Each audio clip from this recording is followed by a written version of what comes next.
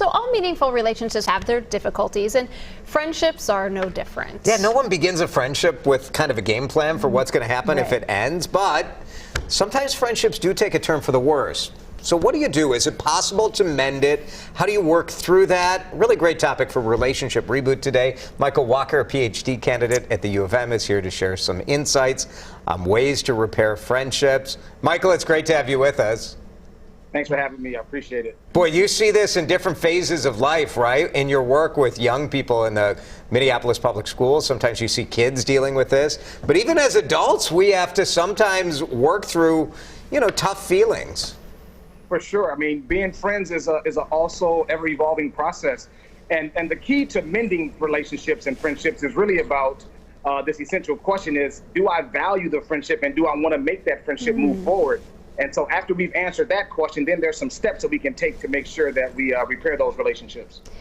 Because I think if you have a relationship that may be fractured or broken a little bit, do you have to look and see, well, what caused that? Kind of get at the root cause of what happened first before you can start the repair process. Yeah, great, Heather. You're exactly right. Like, if we don't take the time to dig deep into what actually caused the fracture, how can we repair something that we don't even know what the issue is? And so you have to figure out what that root cause is. And that can be many things. It can be how we view the friendship. It can be, our energy towards each other, or maybe our interests have just changed. So finding what that root cause is really important, and then having conversations about that. All right, so what are some of the steps that we go through once we've identified that this is a friendship that we do want to put in some work and we do want to repair? Yeah, well, that conversation is really probably the hardest part to begin with, because let's just be clear. There's going to be some anger. There's going to be some hurt feelings. There's going to be a lot of emotions that arise depending on what the fracture was, right? And we have to be aware and mostly important that this has to be a two-way street, that both parties has to be willing and wanting to repair and fix this relationship. And it might not just be one conversation. It might be a series of them. Probably more likely it will be. Of course, yeah, because again, when we're talking about heated situations or hurt, we have to realize that our emotions will come into play. And sometimes we may need to take a break from that conversation, from that to try to repair that, because we may not be in the right headspace at that moment. But we have to realize that in order to repair that, we have to go through that tough time. It's similar to like when we break a bone, right? When you break a bone and you go to the doctor to get it fixed, well, there's going to be some uncomfortable opportunities in that space where you're kind of have your arm in a cast for such a long period of time. It may itch, but after you went through that time and the bone has been healed, then it's much stronger. And that's how relationships can be. There's going to be a time where there's going to be some struggle and confusion and hurt.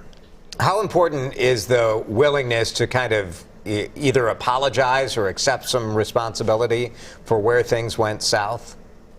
Yeah, that is also high on the list, right? If we're not willing to own up to our part, our harm that we have done or that has been shared with us, then the ability to move forward is going to be really difficult. But what we have to really think about is how society has kind of taught us to not show our vulnerabilities, right? Because this will be emotional. We will have to communicate, and there's going to be emotions that come up. It's going to feel messy. It's not going to be clean cut. There's not going to be a sequential process, but it will get to where it needs to get to, because remember, we do have a foundation of friendship. We do have a foundation that we cared about each other, so we can get through this time if we want to put that work in. Right. I mean, and part of the work, I think, a lot of times is putting yourself in that other person's shoes. I mean, this idea of empathy. Yes, empathy is really important, right? Because we may not know some of the things that we have done that has hurt someone. Right. And so we have to be willing to listen. And you hear me say all the time that one of my expertise is being a listener. And so I try to use that in my personal life as well, of saying, how am I listening to what they are sharing with me, and not just listening to respond, but listening to understand. And then once I understand, I have a better idea of what I can do to make sure that this relationship gets repaired. Yeah, it's not an easy skill. I mean, it's something you have to work on. Yeah, indeed. For sure.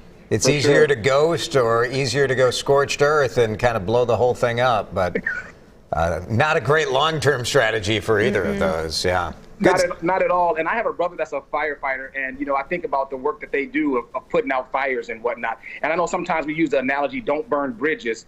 And the reason why I like to bring that analogy into this friendship piece or relationship piece is that when you burn a bridge, neither one of us can walk across that bridge again, right? So how do we become fire extinguishers to not allow those bridges to be burnt so that we can have that process to be able to go back and forth? So that's kind of a final thought that I would leave with folks. Yeah. I like that. Good stuff. Michael Walker, thank you. Thank you, guys. Have a great day.